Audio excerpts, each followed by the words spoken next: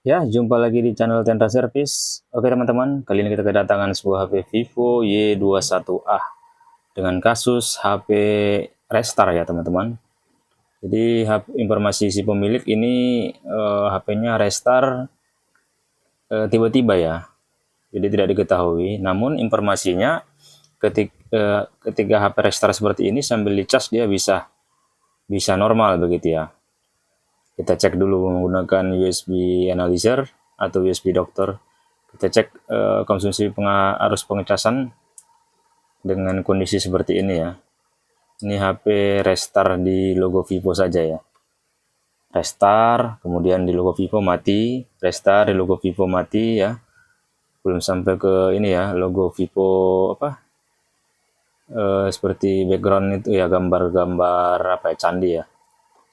Nah, ini dia konsumsi arus 0,6 ampere, tiba-tiba turun 0,1 ampere, balik lagi 0,6 ampere, dan HP-nya kembali muncul apa, logo Vivo restart ya teman-teman ya.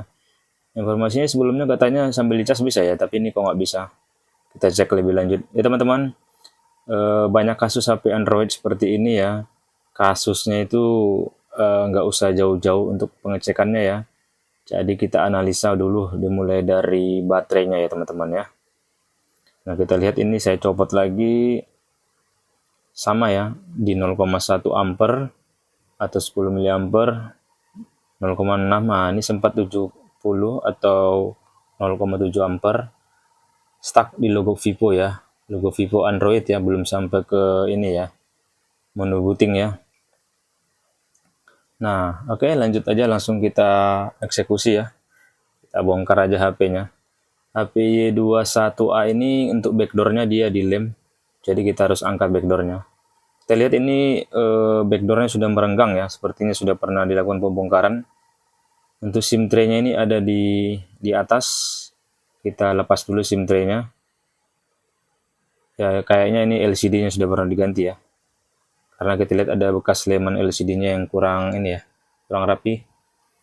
Nah, ini kita bongkar menggunakan plat open tool ya. Sebenarnya ini nggak susah karena udah meregang ya, sudah kelihatan untuk apanya, sudah kelihatan bekas meregangnya ya. Nah, jadi kita bongkar aja. Di sini kita menggunakan plat open tool. Hati-hati ya, dia menggunakan fingerprint sentuh di samping ya. Jadi pasti ada fleksibel, hati-hati. Nah, itu dia. Itu yang perlu diperhatikan betul ya bagi teknisi pemula. Jangan sampai digas, nanti bisa putus fleksibelnya. Jadi nombok ya.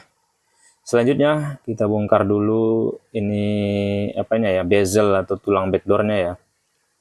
Jadi bezelnya ini kita bongkar dulu. Biasanya kalau dia backdoor sistem lem pasti bezelnya tinggal ya, atau tulang backdoornya. Jadi kita buka dulu baut-bautnya.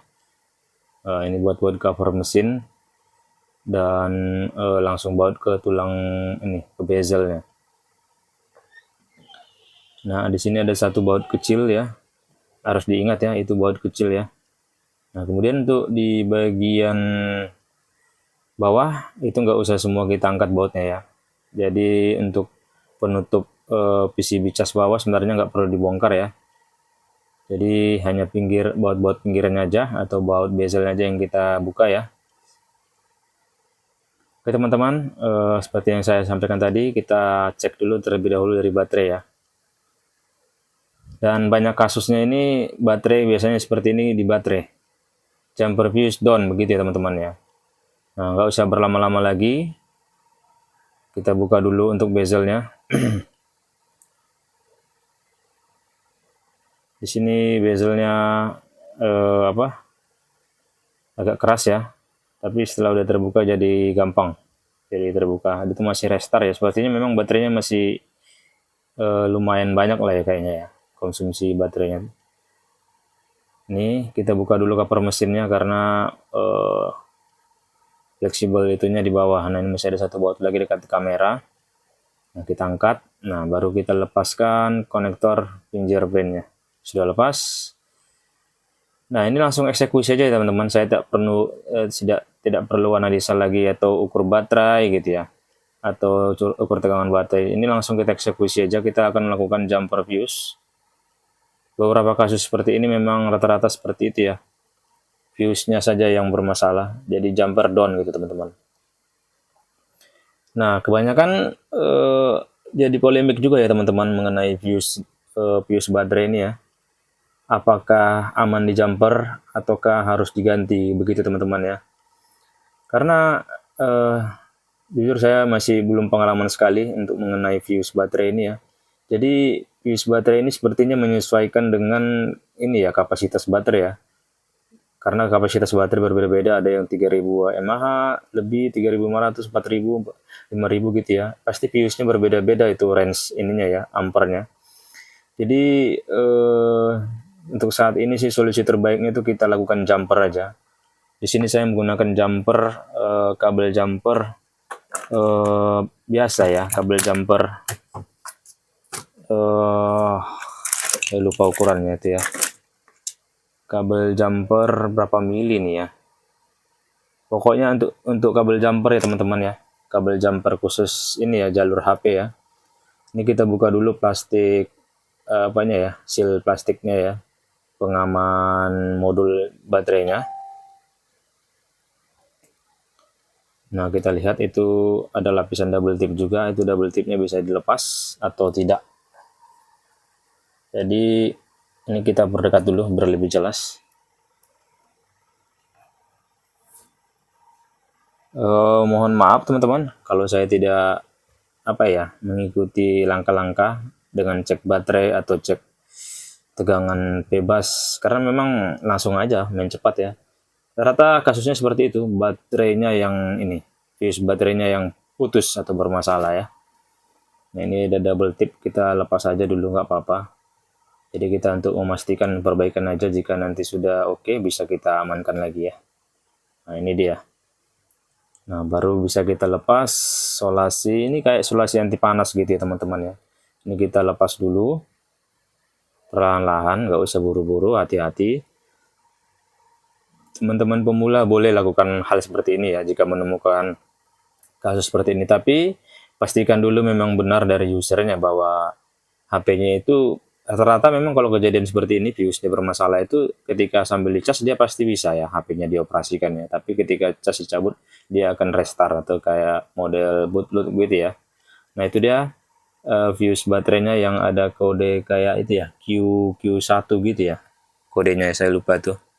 Nah, itu dia fuse-nya pasti yang kalau dia ukurannya pasti lebih besar ya dari komponen sekitarnya.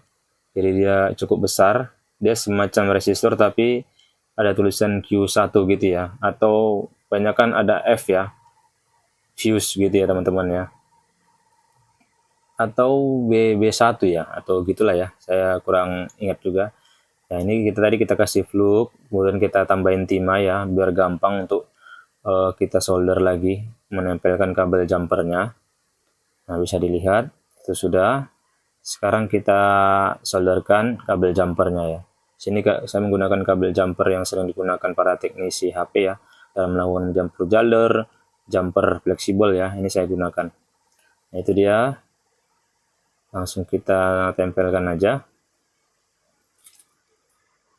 Pasti setiap teknisi sudah banyak lah ya mendapati kasus seperti ini. Ternyata pasti down, begitu jumper fuse down ya.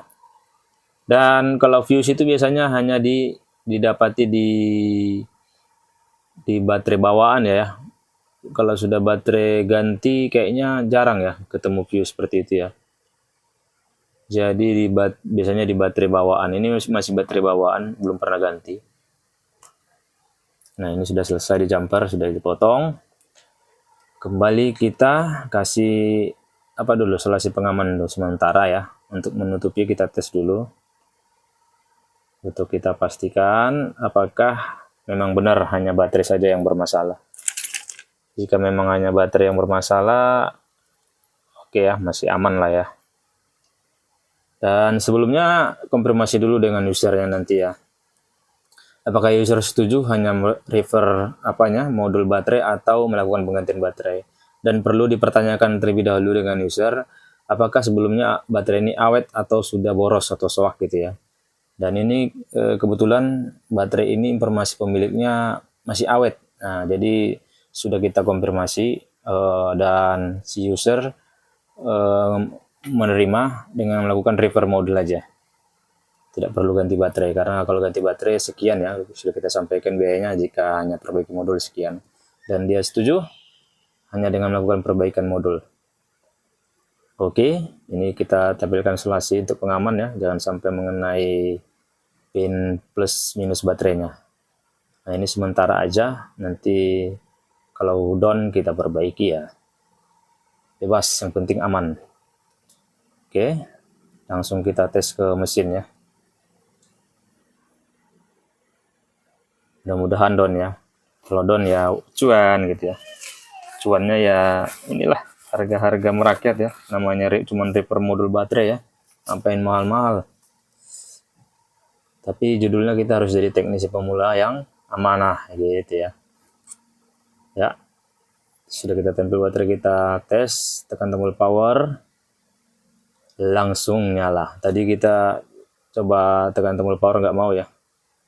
Saat restart ini kita tunggu dulu apakah dia sampai ke menu apa ya, menu booting background apa, Vivo Y21 ini kayak gambar-gambar candi gitu ya. Kalau udah melewati ini, ini dia, mantap. Nyampe menu sini berarti sudah oke nih. Kita tunggu apakah sampai ke menu utama. Kalau sampai menu utama ya puji Tuhan down ya. Kasus kita selesaikan. Ya, jangan sampai kemana-mana dulu untuk proses analisanya. Langsung aja pastikan ya, jika memang kronologinya sesuai seperti yang kita prediksi, langsung aja. Nggak perlu basa-basi, main cepat. Nah ini sampai menu. Puji Tuhan teman-teman, ini sudah sampai menu. Jadi memang benar kasusnya itu adalah problem di fuse baterai. Ini sudah down, udah sampai ke menu. Coba kita cas, kita cek lagi di USB analyzer, berapa konsumsi arus pengecasan. Ini kelihatan sudah 18% baterainya, masih banyak ya. Patut saja tadi dia masih bisa restart ya, karena baterainya masih terisi ya. Nah, kita lihat konsumsi pengecasan itu ada di sekitar 1,6 ampere, sudah normal ya. Tadi itu di 0,6, semacam tidak ada ini ya. Kita lihat. Aman ya teman-teman. Jadi begitulah kesimpulannya teman-teman pemula ya, dimanapun berada. Mohon maaf jika penjelasan saya tidak terlalu ini ya. Tidak terlalu mendalam, ini hanya eksekusi cepat aja ya, karena problemnya seperti itu sesuai kronologi sampaikan user ya. Ini saya coba mati hidupkan lagi untuk kisi sekali lagi apakah memang udah benar HP ini bisa hidup lagi gitu ya. Jadi dari kronologi user bisa disimpulkan bahwa problem hanya di baterai, dan langsung kita eksekusi dengan melakukan jumper fuse baterai dan akhirnya down. Oke teman-teman, nggak usah terlalu berpolemik, pikirkan, nah jika jumper begini-gini, nanti masalahnya seperti ini, tak usah seperti itu, lakukan saja dulu langkah ini, nanti hasilnya kita monitor selanjutnya ya, mudah-mudahan aman ya. Oke teman-teman pemula dimanapun berada, sobat-sobat servis, Tendra Servis, inilah hasil perbaikan kita. Jika ada kekurangan atau salah penyampaian, mohon maaf ya, namanya kita berbagi ilmu sederhana tapi bisa bermanfaat bagi siapa saja. Setiap manusia pasti ada kesalahan dan kekurangan, mohon dimaafkan. Dan ini sampai ke menu, dan kita berusaha menghasilkan cuan untuk mengganti token listrik. Hehehe. Ya, masuk ya pengecasannya. Oke teman-temanku, terima kasih ya sudah support selalu. Sampai jumpa di video-video kita berikutnya. Kita akan bahas yang lebih mendalam. Teknisi mula tiap hari belajar dan semakin meningkatkan skill. Jangan pernah bersyukur, jangan pernah puas, belajar terus. Sampai jumpa di video saya berikutnya. Salam dari saya, Tendra Servis. Bye.